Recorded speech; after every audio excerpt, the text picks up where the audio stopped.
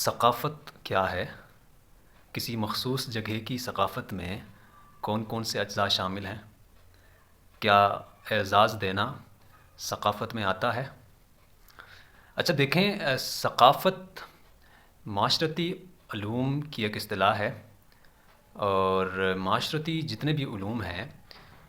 ان کی اصطلاحات کی تعریف ہر ماہر تعلیم اپنی طرح سے کر سکتا ہے، اور ہر تعریف کسی نہ کسی طرح قابل قبول ہوتی ہے۔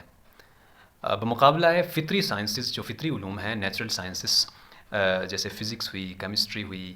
اور میتھمیٹکس ہوا، اس طرح کے جو مضامین ہیں ان کی تعریفیں اور ان کے کلیے مخصوص طریقے سے فکسڈ ان کی تعریف کی جاتی ہے، اور ان تعریفوں کو ہم صرف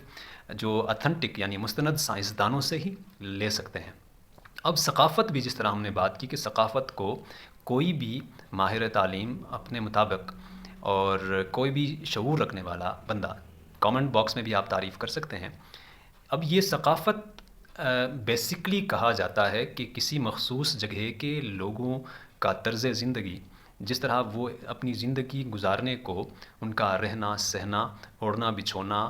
اور جو انہوں نے حدود و قیود رکھے ہوتے ہیں، ثقافت میں شامل ہیں۔ اب یہ ثقافتی چیزیں مختلف جگہوں میں مختلف ہو سکتی ہیں۔ مثال کے طور پر آپ لباس کی مثال لیں تو لباس کسی ایک جگہ کا بڑا مختلف ہو سکتا ہے جو کہ ثقافت میں شامل ہے، کسی ایک جگہ کا مختلف ہو سکتا ہے جو اس جگہ کی ثقافت میں شامل ہے۔ اب یہی نہیں کہا جا سکتا ہے کہ فلاں جگہ کا جو لباس ہے وہ غلط ہے اس لیے کیونکہ میری ثقافت کا لباس مختلف ہے، اور کوئی یہ بھی نہیں کہہ سکتا کہ جو دوسری ثقافت ہے اس ثقافت کا لباس اس لیے غلط ہے کیونکہ میری ثقافت کا لباس اس جیسا یا وہ میری ثقافت والے لباس جیسا نہیں ہے۔ یہ نہیں کہا جا سکتا ہے۔ اب ایک چیز یہی ہے کہ ہر ملک کی ثقافت ہو سکتی ہے، اور میں آپ کو بتا سکتا ہوں کہ یہاں تک کہ ہر ریجن کی ثقافت ہو سکتی ہے۔ جیسے سب کانٹیننٹ ایک بہت بڑا آپ کہہ لیں کہ جغرافیہ ہے، یہاں کی الگ ثقافت ہو سکتی ہے، جیسے انڈیا، سری لنکا، بنگلہ دیش، پاکستان، افغانستان ملا کے، اور اسی طرح مغرب میں مختلف ممالک کا الگ ان کا طرز زندگی ہو سکتا ہے، اور اسی طرح امریکہ میں، اسی طرح روس میں، چائنا میں ثقافتوں میں فرق ہو سکتا ہے۔ لیکن ایک چیز میں فرق نہیں ہو سکتا، وہ ضروریات کی پورگی میں، یعنی ضروریات پوری ہر ثقافت کرواتی ہے۔ اس میں لباس آتا ہے، اس میں خوراک آتی ہے، اس میں اٹھنا بیٹھنا آتا ہے، اس میں زبان آتی ہے، یہاں تک کہ کسی جگہ میں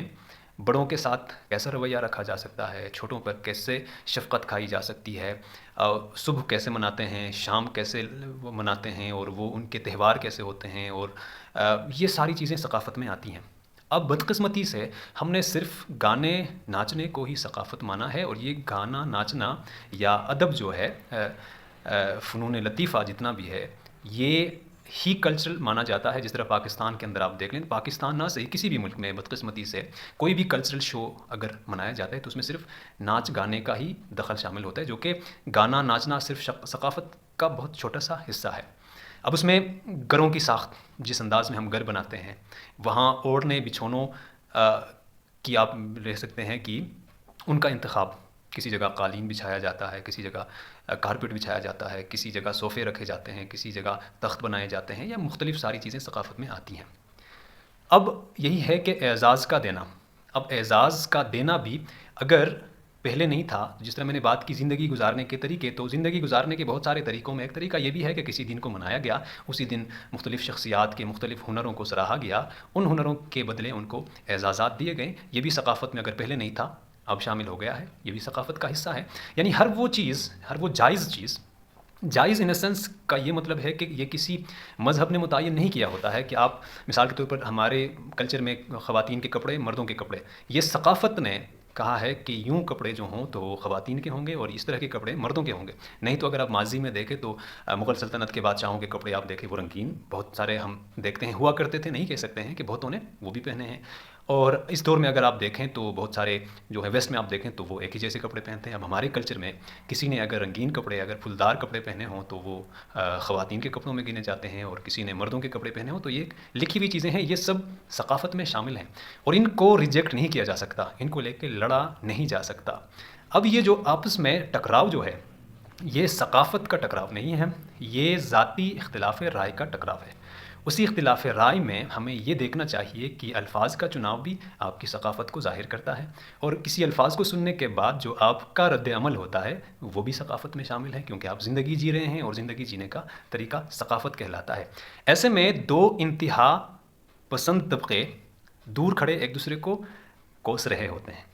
ان میں ایک کا ماننا ہے کہ یہ جو میں کر رہا ہوں، جس کو تو غلط مانتا ہے، یہ میں ٹھیک کر رہا ہوں، اور دوسرا کہتے ہیں نہیں، جس کو میں ٹھیک نہیں مانتا ہوں، غلط مانتا ہوں، تو نے وہ نہیں کرنا ہے۔ تو ایسے میں درمیان کا راستہ نکالنا چاہیے، نزدیک آ کے ساری چیزوں کو، جو تنقید کر رہا ہوتا ہے اس کی تنقید کو بھی جانچنا چاہیے، اور جو تنقید سہ رہا ہے، جو کام کر رہا ہے،